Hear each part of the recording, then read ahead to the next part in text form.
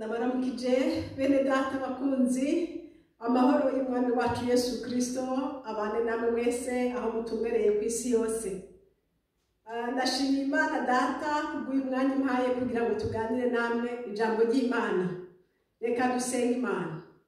Data mu izina rya Yesu Kristo ndi imbere yawe muri kano kanya Mana. Ndamushimiye kuko ari umpaye kongera guhagarara hano kugira ngo nganire n'ubwoko bwawe.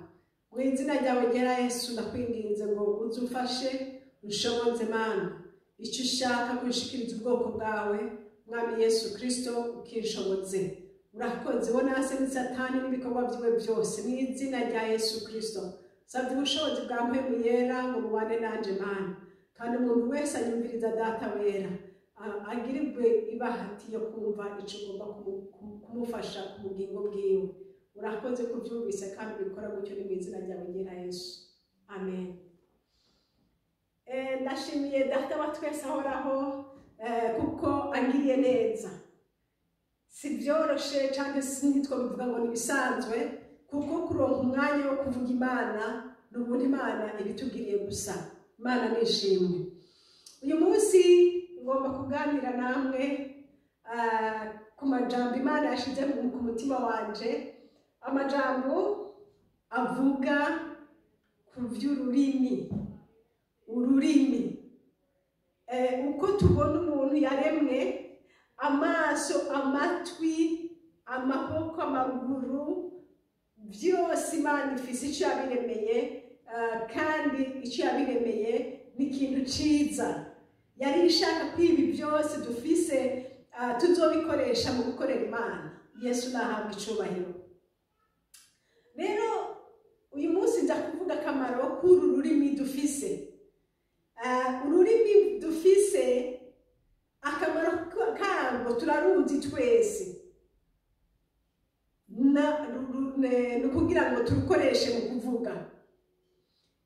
Kandi iyo umuntu yokwihorera ntavuge ntarukoresha akanuma, bisobanura ngo umuntu hariho icyo yokena, hariho icyo atomenya. Imana ishimwe.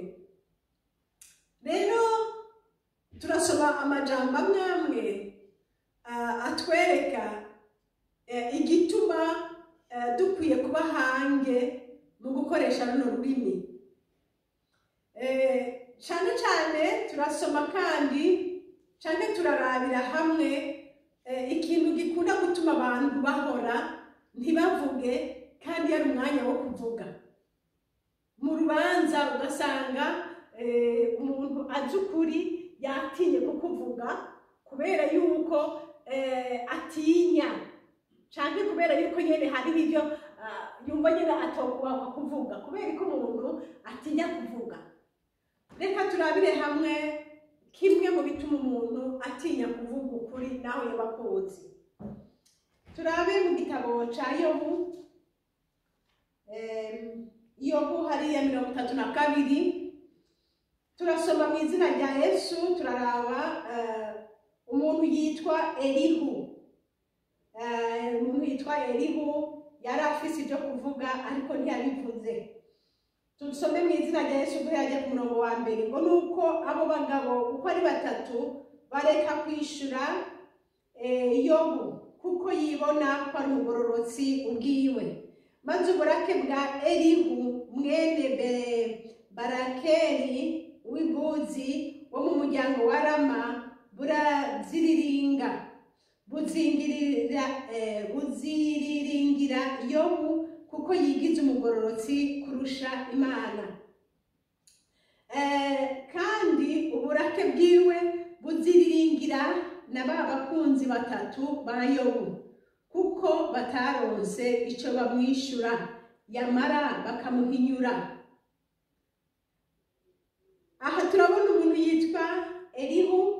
Imana iratubwiye muri iri jambo ry'Imana yuko uyu muntu yari afise icyo kuvuga ariko ngo uburake bwiwe buramuziriringa ariko ntiyashobora kugurura umunwa ngo avuge.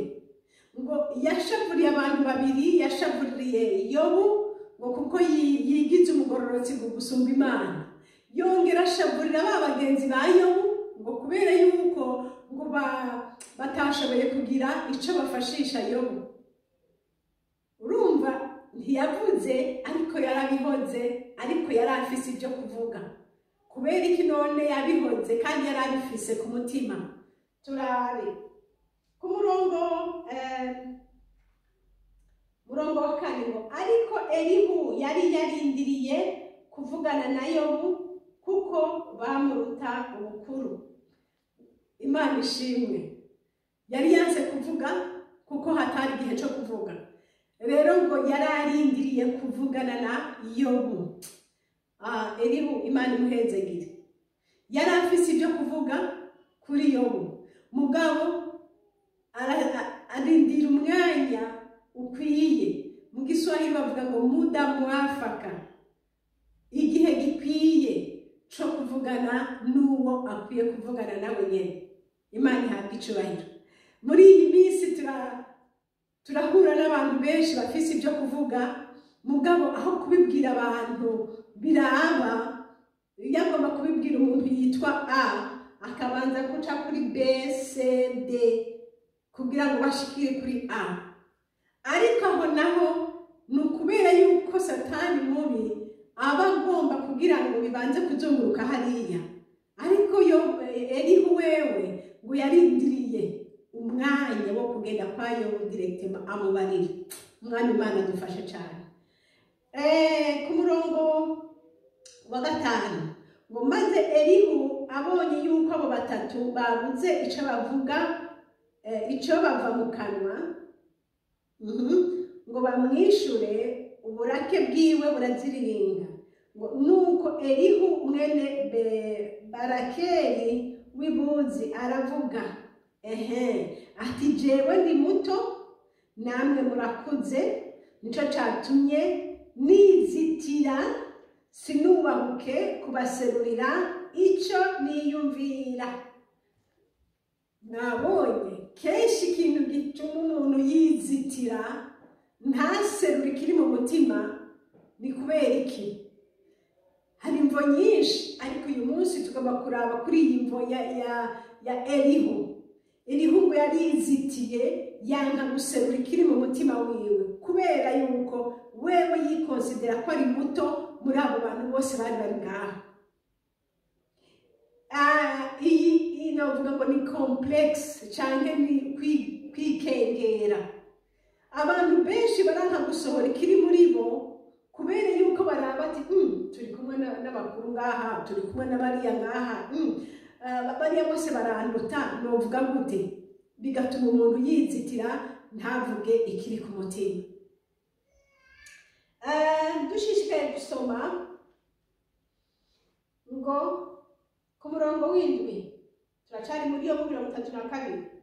Naravuze ntabo hambere nibo bakwiye kuvuga, ntabamaze imyaka myinshi nibo bakwiye kwigisha ubwenge, ariko hari impwemu mu bantu kandi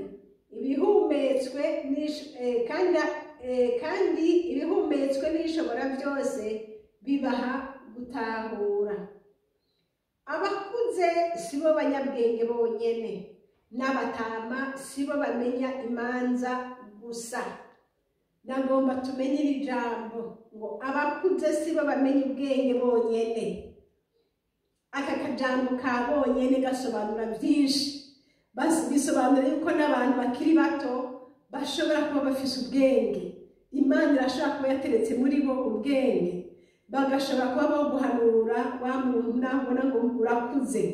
Ba bantu kengera Imana ishobora kuba yateretse muri bo ubwenge, nabo ubumvirize ubareke basohora ikiri ku mitima yabo, kumbure cyo gufasha. Imana ishimwe. Ngo n'abatama sibo bamenya imanza bonyene, ngo sibo bamenya imanza gusa.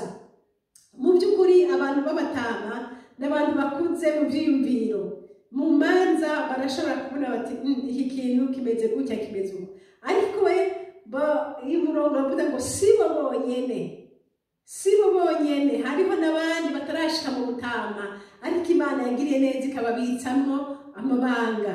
Imana ishimwe. Rero Elihu yashaka nawe gusobanura ikiri ku mutima wiwe ico yiyumvira. Ku murongo w'icumi nico gitumye mvuga nti nimuntege amatwi nanje mbaserurire ico niyumvira. Haleluya. Aho hose ariko aratarira ati najewe naho ntakuze, najewe naho ntari umutama, najewe naho musumbye imyaka, ndabinginze munyumvirize, hariho ico numva mfise kuvuga. Hariho intara zimwe bashobora kwexclure, bashobora kwigiza y'abantu ntibabaha ijambo bitewe nuko babaravye bati urya yovuga iki, uriya mugore yovuga iki, uriya mwana yovuga iki, uriya yomuba muri banaka hari ijambo yoronka.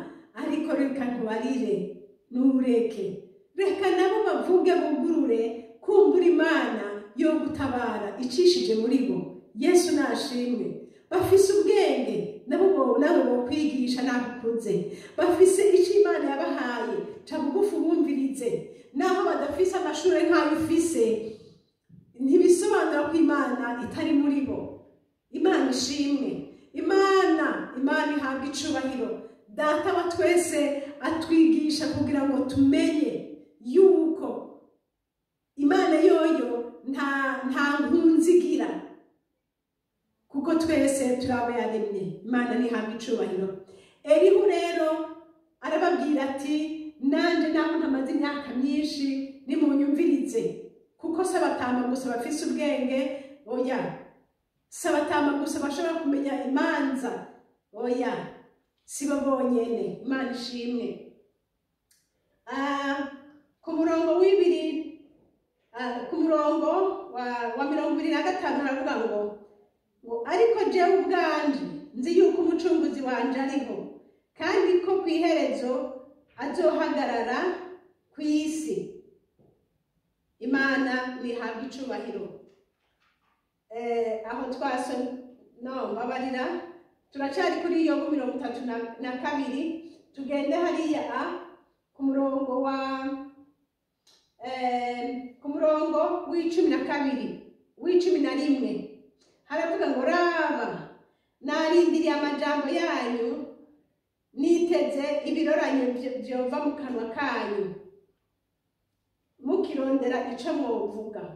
Mbere nababangiye ugutwi, ariko nta n'umwe muri mwebwe yemeje Yobu canke ngo amwishure amajambo yiwe. Elihu ariko arashishikara gusobanura ivy'ubwenge Imana yamushize muri we. Aravuga ati nitegereje nabanze ugutwi, sinumvise muri mwebwe umuntu yashoboye kwemeza Yobu ngo canke ngo amwishure ku majambo yiwe. Ku murongo wa 13, bene data bakunzi, niho nagomba ngo duhagarare. Yarababwiye ati mwiyubare, mwoye kuvuga muti ni twebwe twaronse ubwenge. Imana niyo yoshobora kumutsinda, si umuntu. Imana nihabwa icubahiro. Elihu ubuto bwiwe yari afise, Imana yari yaramushizemwo ubwenge budasanzwe. Aya majambo yavuze amajambo akomeye cyane. Yaravuze ati umviriza bene data mwebwe mwese mwaje kumuhanura, nta majambo mwaronse yo kumwemeza, kuko ibyo mwamwangiriza byose ngo ni umunyabyaha, nawe akavuga ati jewe ndazi ko atacaha nakoze, ntimwashoboye kumwemeza. Atariko rero acavuga ati mwiyubare. Nshuti yanje mwene data, aho uri hose uri kurangurikira, ndakuzanira ijambo rivuga ngo wiyubare. Nanje niyubare. Hari ibintu ushobora kubona ukamenga bifitiye ivyemezo kandi ukamenga urabishoboye, ukamenga by'ukuri urabishoboye neza kandi ibintu nyene ugahangara nyene mu kibazo cyawe umenga urabishoboye. Ariko ijambo ry'Imana yavuze ngo umuntu ntashobora kwemeza uwundi, ngo ariko ni Imana.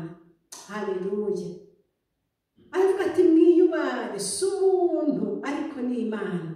Ndashimira Imana kubwira ijambo ingene Imana ishobora kwemeza umuntu naho ubwiwe abazi neza ko ahagaze mu kuri, ariko Imana ikamwemeza. Yesu nashimwe kuko nibasobanukiwe imitima yacu kandi nibasobanukiwe n'ubwenge bwacu aho bugarukira. Imana nihabwe icubahiro. Aha nyene ngihagaze aha, bene data bakunzi, ndagomba kubashingira intahe y'umuntu umwe Imana yagiriye neza imwemeza icaha inyuma y'imyaka irenga 8. Nawe uyo muntu yabikoze nyene yumva nyene umenga ibintu bisanzwe, ariko Imana ibimwemeza inyuma y'ico gihe kirekire kingana gutyo. Uyo muntu vyagenze gute? Uyo muntu hari umupasiteri, uwo mupasiteri muri iryo shengero akaba atashaka yuko abantu b'abagore bigisha. Murabizi yuko hariho ahantu mu myizerere bavuga bati abagore ntibakwiye kwigisha. Uyo muntu rero umupasiteri rero nawe nuko yari abizi mu mutima wiwe yuko atamugore akwiye kwigisha. Ikindi gihe rero umugore umwe araza arigisha muri iryo shengero, hanyuma wa mupasiteri bimugwa nabi cyane, arababara, ariko atinya kuvyerekana kuko ntiyari bwavyerekana aho hantu yuko we batemera ko abagore bigisha, kubera yuko hari hamaze kuza n'abandi bagore bari barigishije, ariko kubera ko yatinya kuvyerekana bigatuma nyine aca yisamaza akiragisha Bibiliya canke akisohokera nk'ugiye muri toilette kugira nyine ntakurikire wa mugore ngene yigisha. Rero ico gihe rero carashitse, uyu mugore ahejeje kwigisha, wa mugabo arababara, aca arabisobanura, aravuga ati nta mugore yigisha. Hama biba bibi, ntibyabaye vyiza na gato. Mugabo kundwi yakurikira ariko arigisha, aca yigisha ku bagore, kandi na nyamugore nyene yari yicaye ngaho, aca avuga, asomaye wa murongo wo muri mu Vyahishuwe Yohana umuvuga ngo mfise ico ndakugaya ko kuko waretse ngo Yezebeli, ngo wa mugore Yezebeli, muravyibuka. Wa mugore nawe yicaye ngaho yumva yuko ari we ariko aravugwa. Hanyuma baraheza, amiga arahera, aheze wa mupasiteri rero aca araramutsa ishengero, kuko imico yo muri iryo shengero ari imeze, bahejeje baramukanije rero baragwana mu nda. Acaza rero kurwa mu nda na wa mugore, kandi nyine nk'uko byari bimenyereye bahora bagwana mu nda, bahejeje baca bagwana mu nda. Acaza kurwa mu nda wa mugore nawe rero yumvise yuko ahejeje kumwigisha ko, aca yumva umenga agize hipokirizi, sinzi ngeno bivuga mu Kirundi. Aca yumva umenga agize uburyarya kuza kumuyambira, kandi ahejeje kumwigisha ko. Wa mugore aca amuha ukuboko, aca aravuga ngo jewe nta buryarya nkora. Aca mu ukuboko avuga uko nyene. Urumva uwo mupasiteri aca arababara cane, arababara rwose. Hanyuma kuva ico gihe ntiyasubiye kubandanya muri iryo shengero, aca aravayo, be n'umupfasoni we na famiye yiwe baca barasohoka muri iryo shengero. Baragerageza nyine kubarondera kugira ngo basubire hamwe, kugira ngo nyine bamenye icaha bakoze, ariko ntiyamiye kugaruka, kubera yuko yavuze ati ndabonye yuko mwebwe mushigikiye yuko abagore bashobora kwigisha, kandi ijambo ry'Imana rivuga ko nta mugore yigisha. Bene data, imyaka yararenganye n'iyindi irarengana, umunsi uri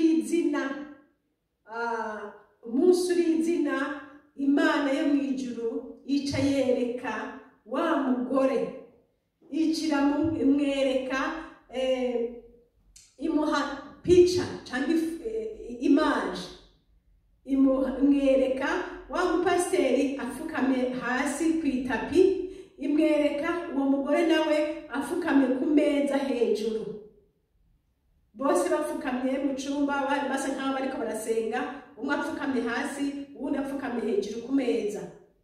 Niho rero wa mugore yaca asenga avuga ati ibi bintu ni biki.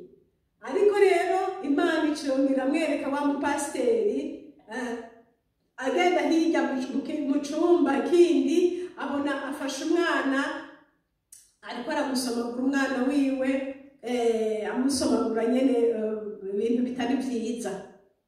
Hama acasenga Imana ati Imana none ibi bintu ni biki? Imana ishiramusobanurira ati nkuko abonye aba bantu babiri, umwe yarafukamye hasi undi yarafukamye hejuru, ati wewe wafukamye hejuru ku meza, ufukama hejuru y'umukozi w'Imana, umupfukama hejuru, ati wakoze ikintu kibi cyane. Wa mugore ashishikara kubaza ati ikintu kibi nakoze ni giki? Imana iramusobanurira ati ko yariko baramutsa bose, kubera iki wewe utemeye akuyambira nkuko abandi bose ariko arabayambira? Wa mugore yarasubizamo ati jewe sinari kubyemera kubera yuko yaragize hypocrisie, nta rukundo yari afite ko kuza kunyambira kandi yaraheje kunyigishako. Imana iramubwira ati wari ukwiye kwemera akakuyambira kuko ariko aragira n'abandi, hanyuma ico naco wumva kikubakiye ku mutima wawe ukagenda mu nyuma ukabimusigurira neza. Ariko hajya waramumaramaje mu bandi kandi werekanye kudaca bugufi imbere yiwe, werekanye sinzi ingene no bivuga, werekanye umutima w'ubwibone wo kwishira hejuru, naho bisa nkaho umenga wavuze ibintu by'ukuri, ariko werekanye nkaho umenga ni kamere yabyutse. Mbese Imana niyo yonyene bene data ishobora gukonvenga umuntu ku caha kanaka. Ndababwire yuko ico kintu camaze imyaka myinshi irenga 6 mengo, ariko Imana igisobanura igihe caco. Nta muntu n'umwe yari kwemeza uwo mupfasoni ngo umuhemeze ko yakoze amakosa, kuko wewe yumva umenga akoresheje ukuri. Ariko uko kuri nyene bene data nagomba nababwire ngo Imana data wa twese dusenga iri mu ijuru niyo yonyene ishobora gukonvenga umuntu. Reka dusubiremo muri uyu murongo wa Yobu 32, aho ku murongo w'13 avuga ngo mwiyubare mwoye kuvuga muti ni twebwe twaronse ubwenge, Imana niyo yoshobora kumutsinda si umuntu. Imana ishimwe. Uyu mupfasoni mu by'ukuri nta muntu yari gushobora kumubwira ati niwe wakoze nabi, kuko abantu bose muri iryo shengero bamenye ko uyu mupasiteri yagize amakosa, ariko ntibigeze baherereza amafuti kuri uwo mupfasoni kuri ibyo yakoze. Ariko Imana isobanukirwa ibintu ikamenya n'ibindi, iramenya ati wagize amakosa, kuki wabikoze siko byari bikwiye gukorwa. Kandi data wa twese ahoraho adufashe bene data bakunze. Ni kenshi wewe nanje dushobora gufata ibintu tukabibona nk'uko tubibona, tukabijija nk'uko tubibona, mbere no muri uko kujija kwacu tugafukama hejuru y'imeza. Niko reka ntangako karorero k'uyu muntu, tugafukama hejuru y'imeza aho gufukama n'ibirenge hasi n'amavi hasi. Ariko umuntu akiduza mu buryo budasanzwe, akerekana nkaho umenga n'umugororotsi, kumbe muri we yadugije kamere yiwe niyo yonyine iriko irakora, ayifunikishije kwerekana ko iyo ari umuntu w'Imana. Data atubabarire kandi atubabarire cyane.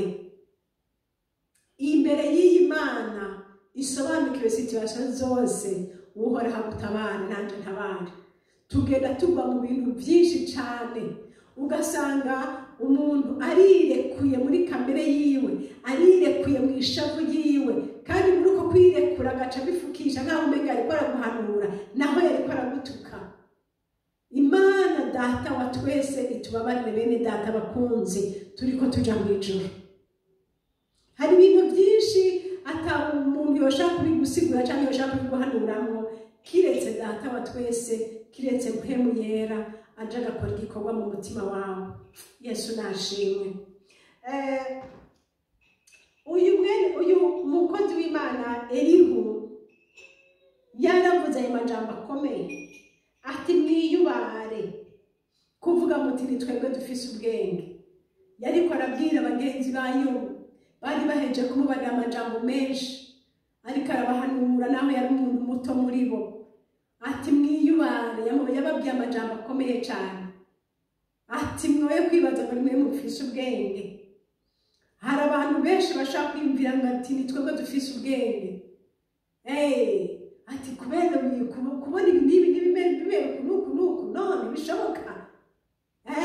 Ubwenge ukiha ubwenge ukabuhagararamwo nkaho umenga wewe ni wewe Mana ifise byose mu ntoki. Ariko iri jambo ngo twibara, nshuti yanje wibara, nanje niyibara. Duhe ikibanza Imana, turekere Imana.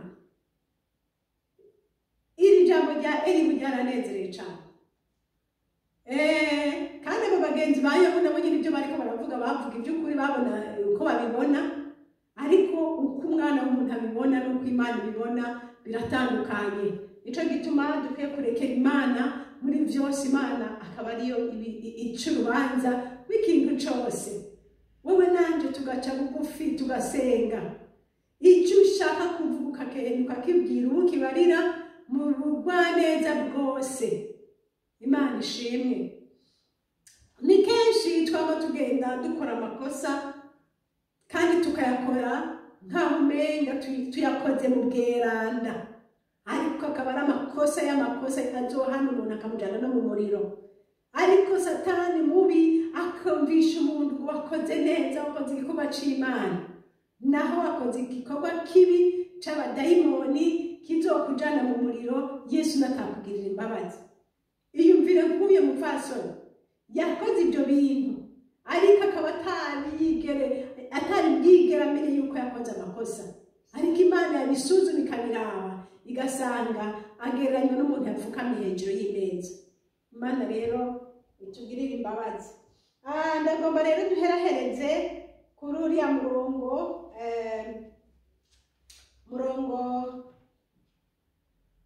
nari ntegereje gusoma mu mwanya Yobu 19 ku murongo wa 23 dushikane 25.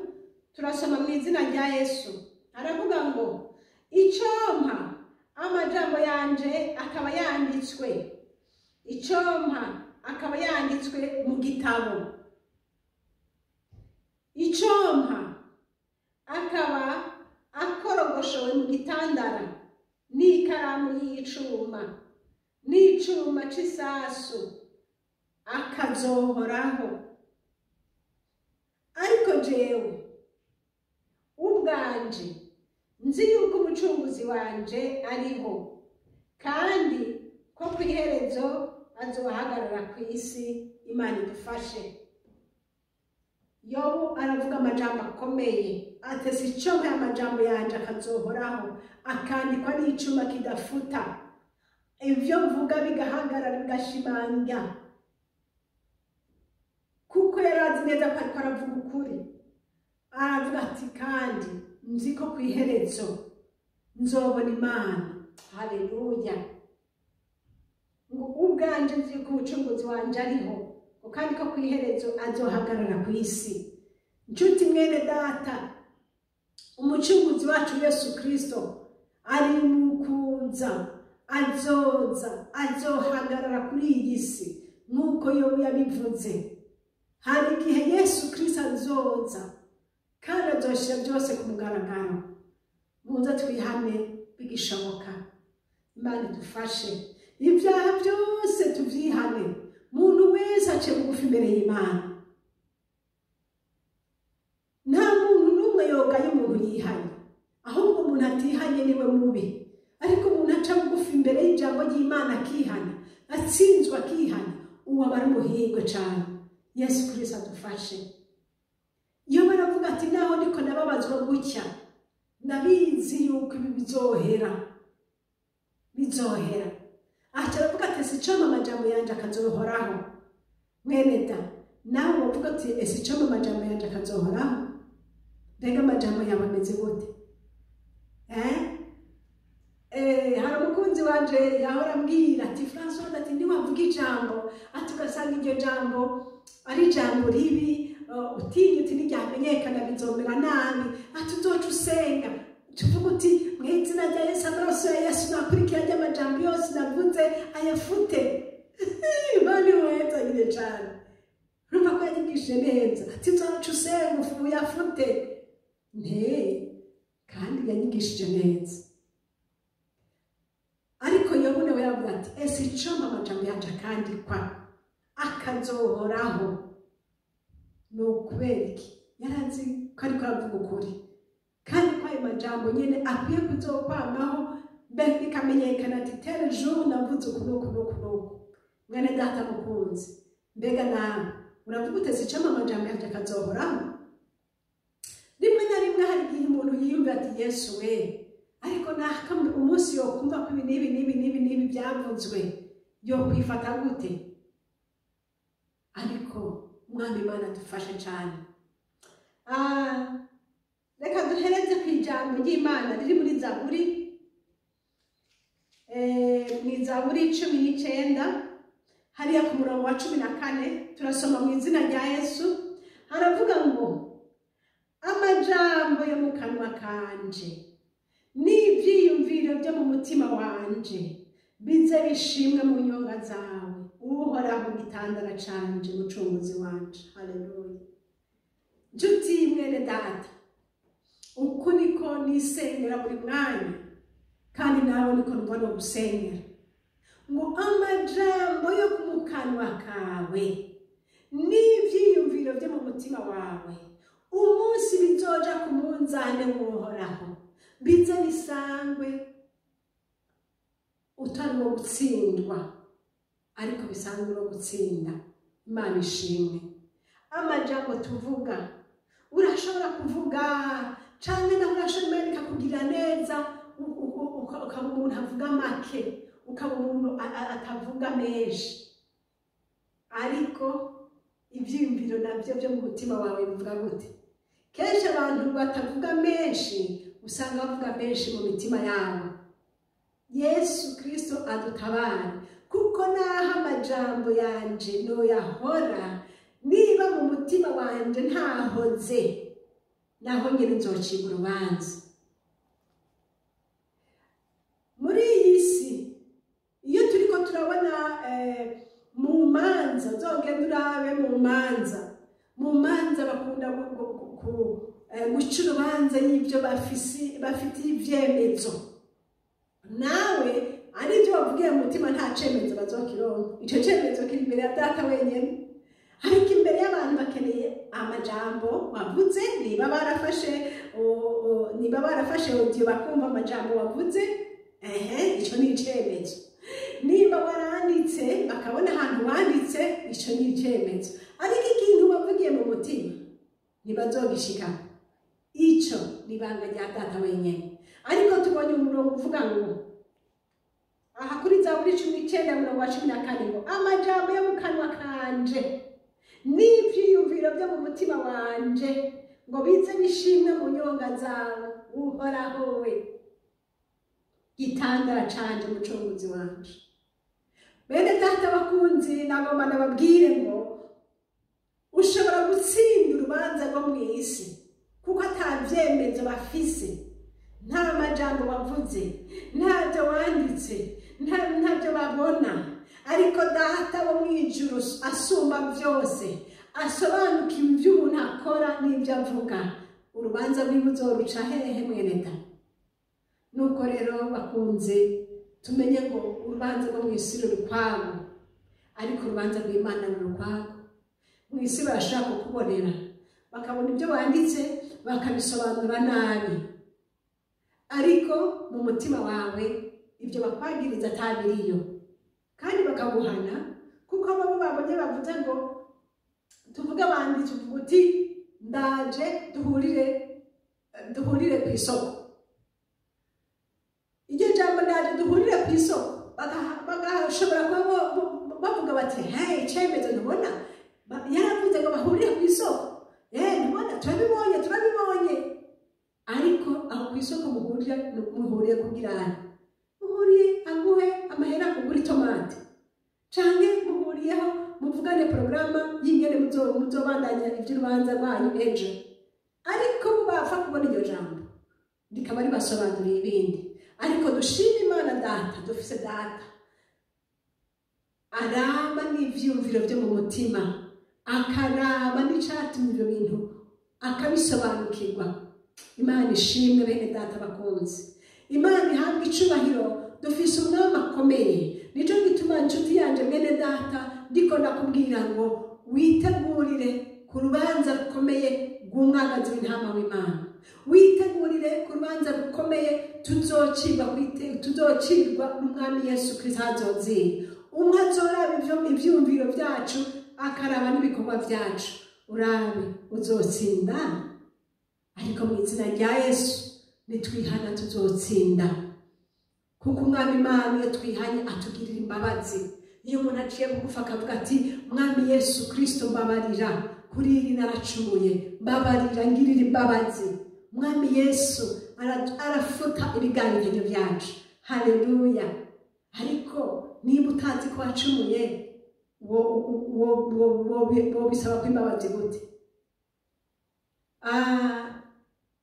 Hariho umwanditsi wa Zaburi yavuze ngo Mana ngo ntumpanire icaha canyinyegeje, ngo ntumpanire icaha canyinyegeje.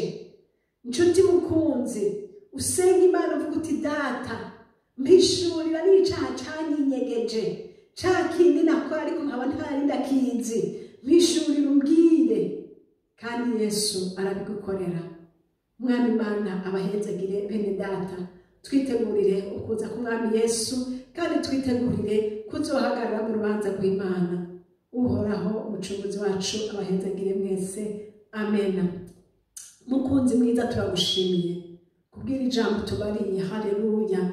Mana ngwino tubabarire hahandi twavuga tukavuga ibyo tutari dukwiye kuvuga. Mana tubabarire hahandi twahora imitima yacu ikavuga. Yesu mwana wa Mungu, suzuma imitima yacu, suzuma ibikorwa byacu, suzuma amajambo yacu, dusuzume mwami Yesu, uduhagararire Mana, utubwire icatwinyegeje, tucihane, tukurindire kukugira uze gutora umugeni wawe. Urakoze Mana, hezagira abavyumvise bose, bibatere kwihana no kwitunganya neza.